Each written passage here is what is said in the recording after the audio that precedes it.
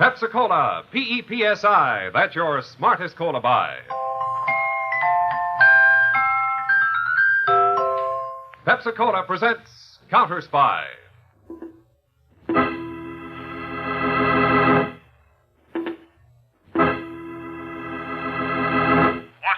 calling David Harding, Counterspy. Washington calling David Harding, Counterspy. Harding, Counterspy. Calling Washington.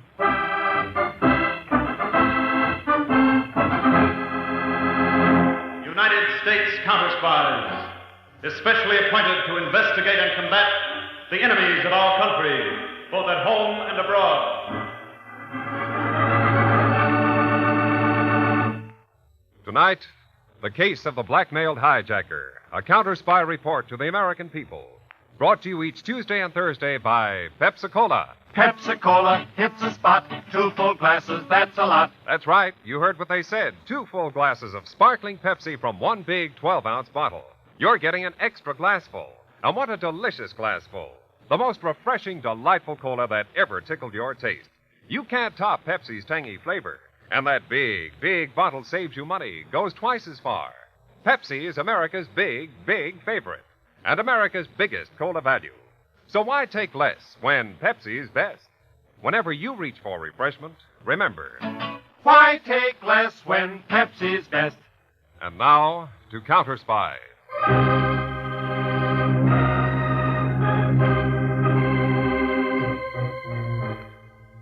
Shortly after midnight, last February 3rd, a heavy truck carrying 10 tons of high explosives to a government arsenal was rolling along a foggy, mountainous stretch of Highway 9W in eastern Pennsylvania.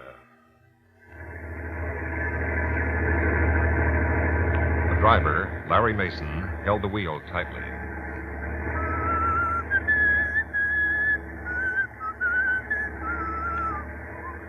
Hey, Vince. Yeah? Vince, can you see anything? The fog's getting thicker by the minute, Larry.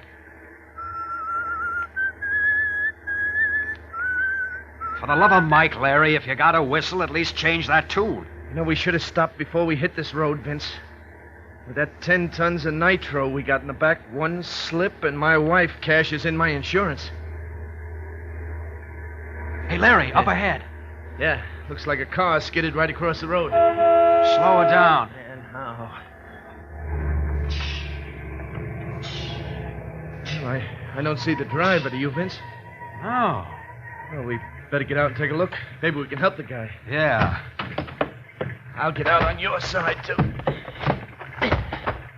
Okay, you two. Hold everything. Guy with a gun. Hey, what is this? Get away from that truck. This is a hijack, sweetheart. And this is a trick I learned in the Army. Oh, kick me, will ya? Vince, look out!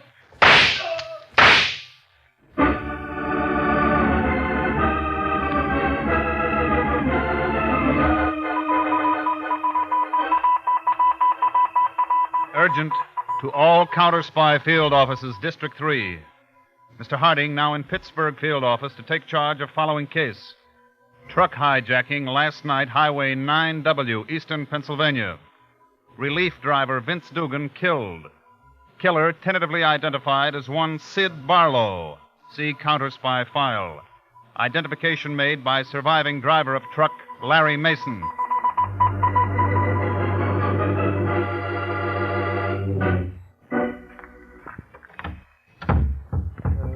Lock the door for you, Carol? Oh, no, Larry. I'm only going to the supermarket. I'll be right back. Okay. I've got to buy a lot of groceries, darling. I've got time to help me carry them back. Well, kiddo, I'm due downtown at the Counterspy field office to see David Harding. I wish you'd let me go with you. No, I don't want you to have anything to do with Larry. murders and ex-convicts. Hey, Larry Mason. Oh, hello, Steve. Hey, Larry. Going downtown, huh? Yeah, Steve, this is the wife, Carol. Honey, it's Steve Kramer, chief truck dispatcher down at the company for 6 or 7 years. Oh, Mrs. Mason, Larry hadn't ought to keep you to himself. Oh, thanks, Mr. Kramer. Larry, I'm going on to the market. See you at supper, honey. So long, kiddo. Lucky you, Larry. Don't I know it.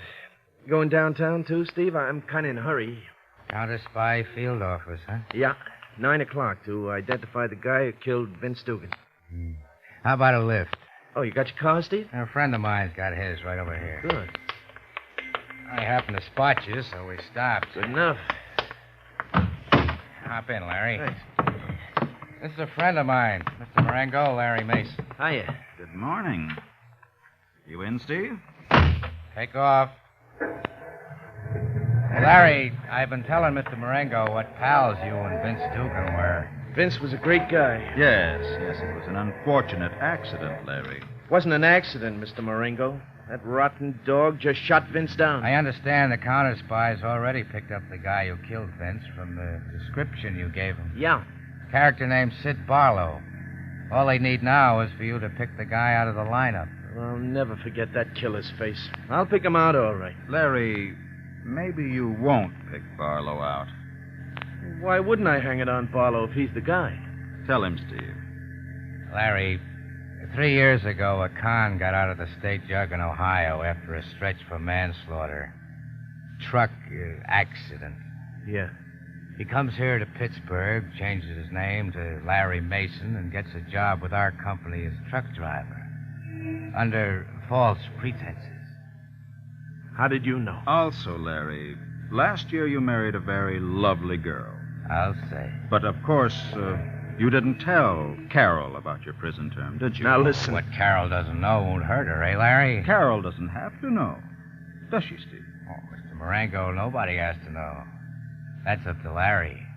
So that's the setup. Ah, Steve, it's 8:45. We'll drive Larry down to the Counterspy field office. Mr. Harding will be waiting for it.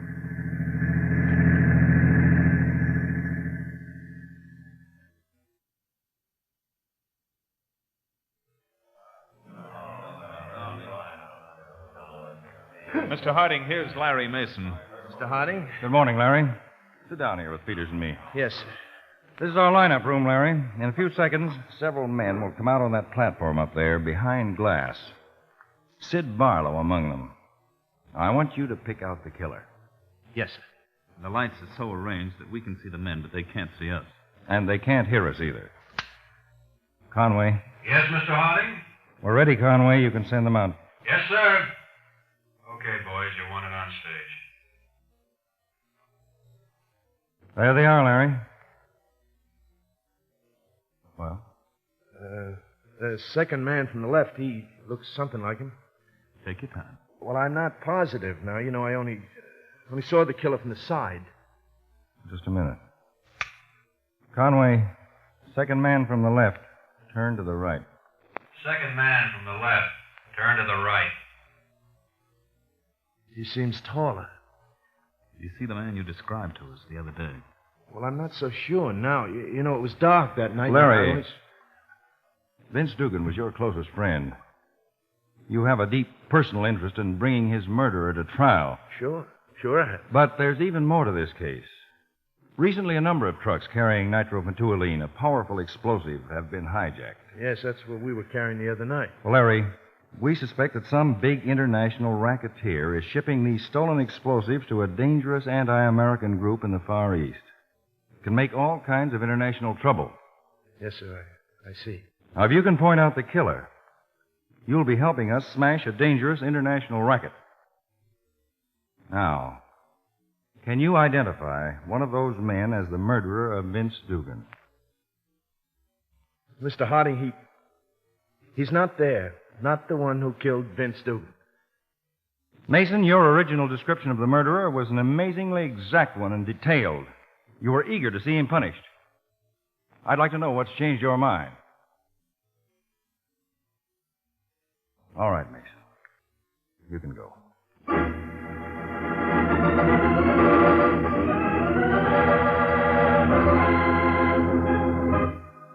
Yeah, Larry, this is Steve. I left a message for you to call me. Listen, I made a date for you with Mr. Marengo, and you better come. 8 o'clock tonight in this penthouse apartment. I'll pick you up.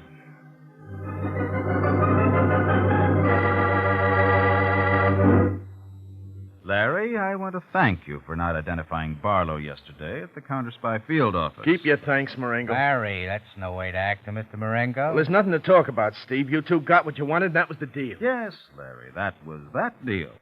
Now I have a new deal for you. Chance to make some real dough, Larry. Not the measly dough you get for pushing a truck around for our company. I'm satisfied. Nothing so stubborn as a reformed convict, eh, Steve? Larry, I am scheduling you to take a load of explosives for the company tomorrow night to another arsenal at Bay City, alone. That powder don't get to Bay City. You see, Larry, some of my men will be waiting to meet your truck on the highway. Mr. Marengo has it all set up, Larry. All you do is take one on the chin to make the hijack look clean. Nothing doing. It's no deal, Marengo. I paid you off. I did what you wanted, and I'm through. Larry, what about David Harding? Harding? What do you mean? Larry, you did a very bad thing when you took the finger off Sid Barlow. You, an ex-con, deliberately deceived Harding. You see, Larry, you have to accept my offer. My men will expect you tomorrow night.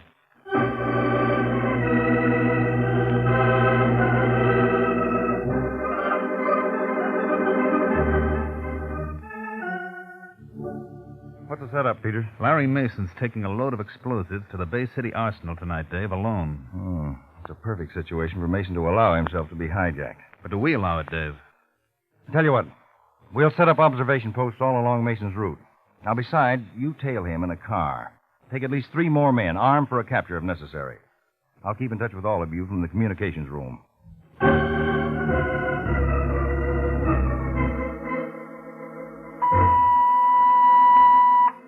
Mr. Harding, Conway reporting from Greenvale.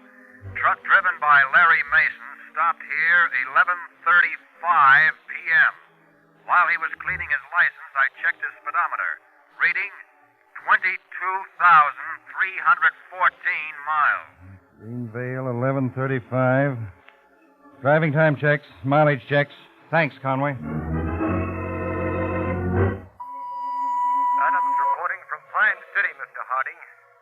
Larry Mason's time here, 1:05 a.m. Speedometer reading 22,367. Time and mileage check. And Adams. Peters and 3 men are tailing Mason's truck in a car, ready for trouble if it comes. Keep an eye out for them. Peters calling Harding from pursuing car. Something's up. What is it? Larry Mason has just turned his truck off the main highway. What's your location now? A dirt road, alternate 6A, leading up into the mountains. It's an even better spot for a planned hijacking than the highway, Peters. Keep following. Keep me informed. Peters to Harding. Larry Mason finished his run to the Bay City Arsenal without incident. You mean nothing unusual happened on that long detour he took through the mountains? Not a thing, Dave. The driver doesn't take a truckload of high explosive on a dangerous detour just for the thrill. Stick close to him. Let's see what he does next.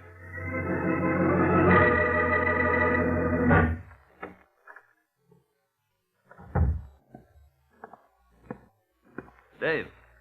Hey, Dave, wake up. Oh, Peters, I guess I dozed off in my chair waiting all night for you to call again. Hey, what are you doing back here in Pittsburgh? I tailed Mason all the way back from Bay City. No trouble? Admittedly, it looked like a hijack setup at first, but nothing happened. He came back, left his truck in the main garage, and went home. Larry Mason is a very puzzling young man. We'll have to find some way of unpuzzling him.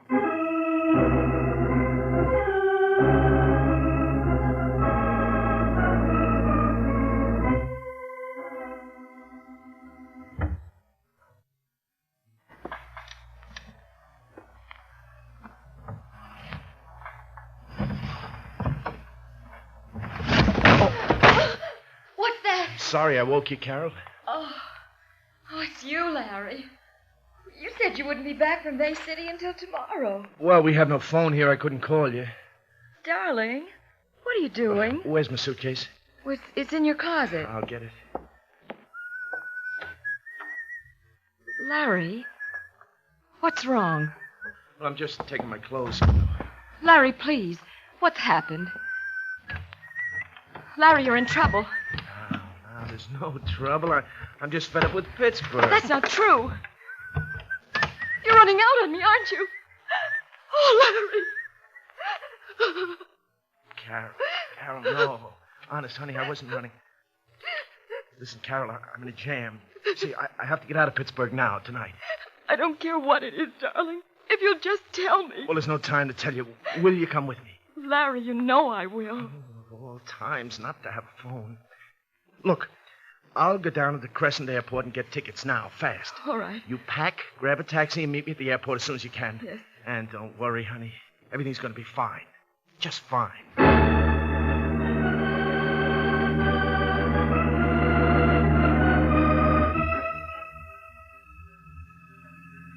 Taxi! Taxi! Crescent Airport driver, please. Yes, ma'am. Oh, will you help me with some suitcases? They're on the porch. Mason, going someplace? What? Why, yes. Who are you? Get in the cab. Just a minute. I don't told you to get in. Driver! Driver, this man! Stop him! Okay, pal, let's go. Right. Let me out of here. Do you hear me? Not Let me... yet, Mrs. Mason. Where are you taking me? What do you want? I want you to give a message to your husband. Larry? A special kind of message, Mrs. Mason. The kind your husband will understand. What are you talking about? Mrs. Mason, the next time your husband is told to do something, it's got to be done right. But I... No side roads, no stand-ups. The next time he delivers, or something fatal will happen to you, to him too.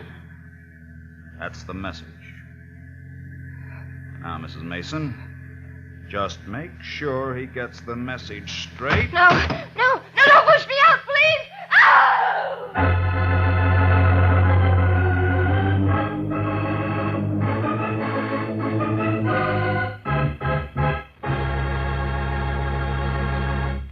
Back to Counterspy in a moment. But first... Pepsi-Cola, it's a spot. 2 full glasses, that's a lot. Lots more value, lots more zest. Why take less when Pepsi's best? More and more, among fellows and girls, among mothers and dads, you hear that sane and sensible question, why take less when Pepsi is best?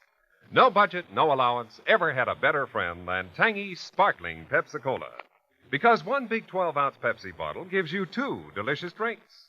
That's twice as much tangy taste, twice as much delicious Pepsi, to go just twice as far. That's why more and more families say, why take less when Pepsi's best? Yes, families like yours and mine. Families all over America. They're all saying, why take less when Pepsi's best? Pepsi-Cola's so delicious, and each bottle makes 2 drinks. It is certainly the cola for the purchaser who thinks everybody's drinking Pepsi. Just compare it with the rest. So much more and so much finer. Why take less when Pepsi's best? Today, tomorrow, always. Get America's biggest cola value. Take home a carton of 6 big Pepsi bottles. Insist on Pepsi at the store. And say Pepsi at the fountain. Say Pepsi at the stand. Say Pepsi. Whenever you reach for refreshment, remember... Why take less when Pepsi's best? Now, back to Counterspy. 7 Continental Airlines, Pittsburgh to St. Louis, now loading at Gate 4.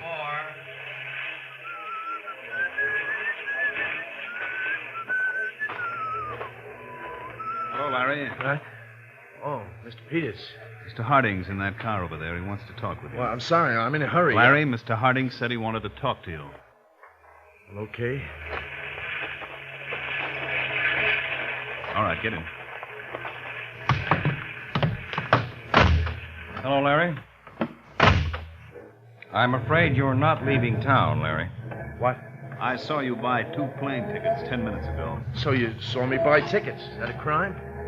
Larry, you're a material witness in a murder case. I could have you held in custody for this. Yes, I guess you could. But I'm not going to. Instead, we're going back to your home. When we get there, you and your wife and I... My wife? She's got nothing to do with all this. Larry, a few hours ago, we received certain files. They explain some of your recent actions. Now I want you to be completely honest with me. I was, right along.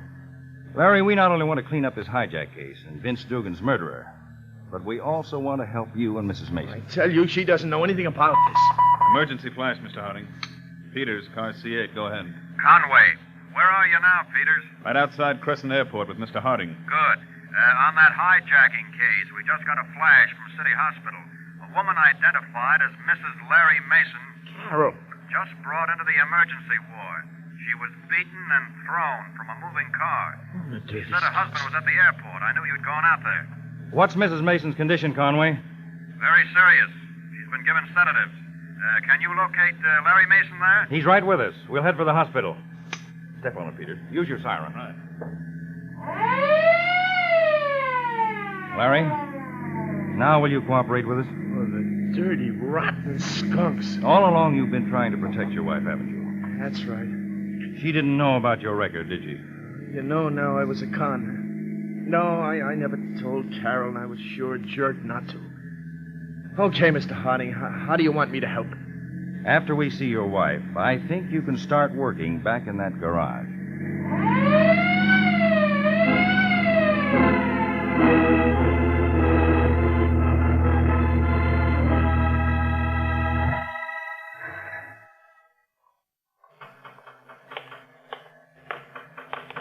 Hey, Larry, I want to talk to you. Yes, Steve? Some stunts you pulled taking a detour last night and ducking the hijack setup. I thought it was a good stunt. We're giving you one more chance. For your sake, don't disappoint Mr. Marengo again. What's the deal? I'm scheduling you to take a nitro load to the Western Arsenal tonight. What road? Route 63 through the Elder Valley.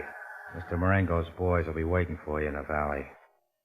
By the way, Larry, I'm sorry about what happened to that pretty missus of yours. Someday I'm going to flatten your face for that, so help me. Oh, it wasn't my doing. It was Marengo's idea.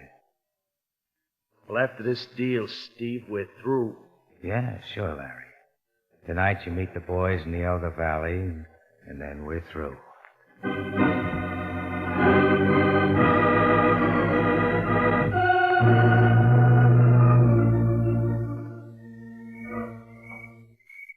There's the lights on Mason's truck, Mr. Marengo. Stop down there in the valley. The boys signaled it? Yes, Steve. See, I told you Larry Mason would show this time. Lucky for you.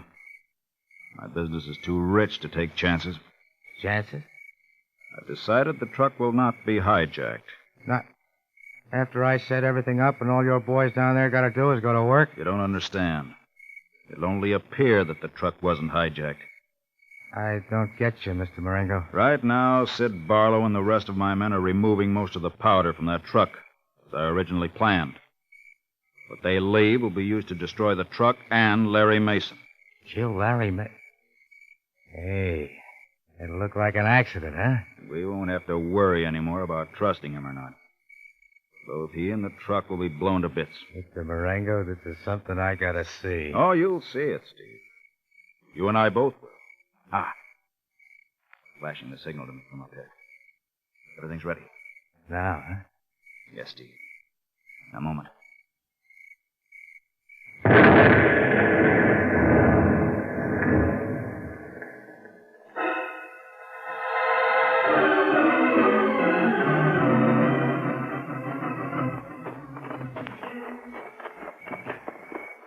Hey, we shouldn't go near that exploded truck, Mr. Marengo. Suppose other cars come along. Then we just act like horrified witnesses.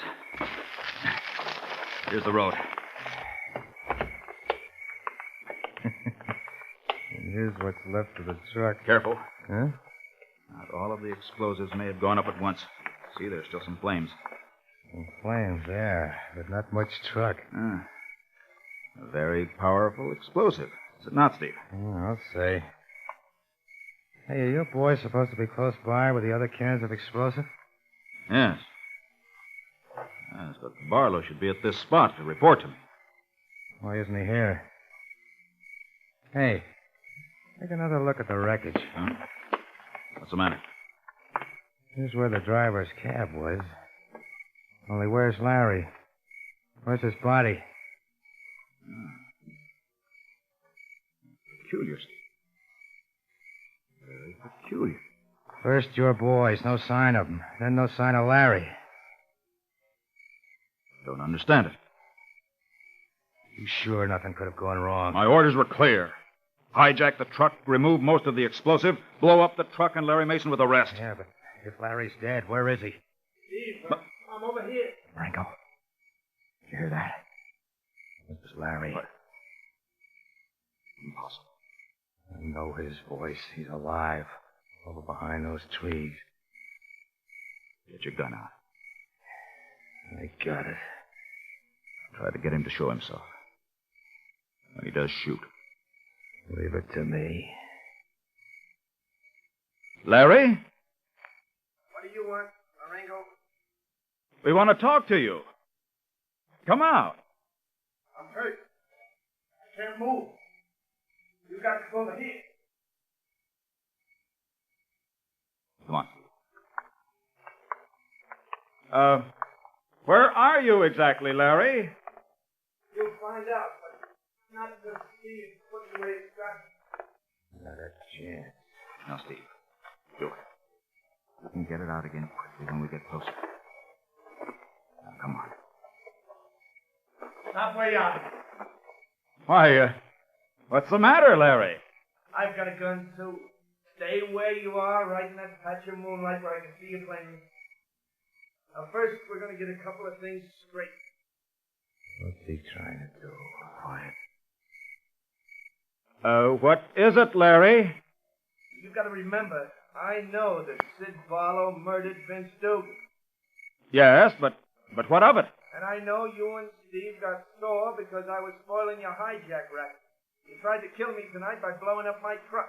That was all a mistake, Larry.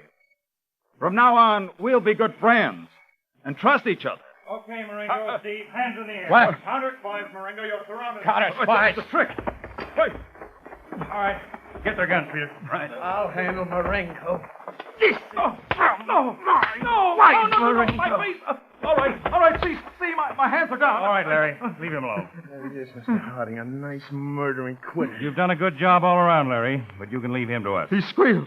He trapped us. Marengo, Steve, your whole plan went wrong. After we took your triggerman Barlow and the rest of your mob, we set off that explosion. You? What? Exactly as you had planned, except that Larry left the truck first.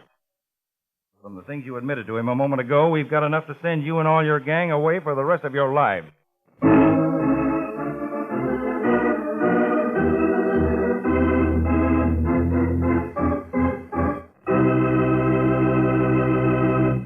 When your friends drop in, be generous, but be thrifty, too. Serve plenty of delicious Pepsi-Cola.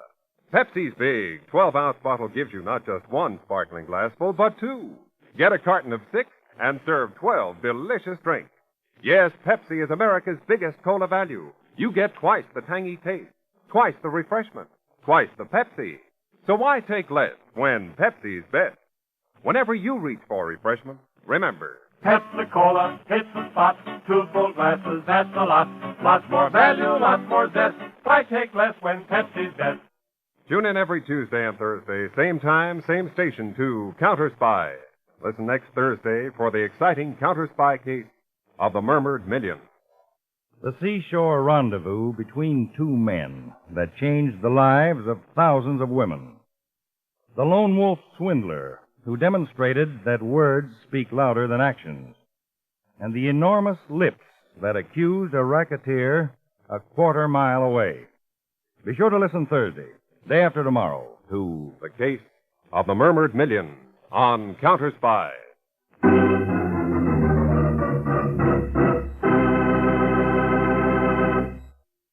Tonight's Counterspy program originated in New York and featured Don McLaughlin and Mandel Kramer with music by Rosa Rio.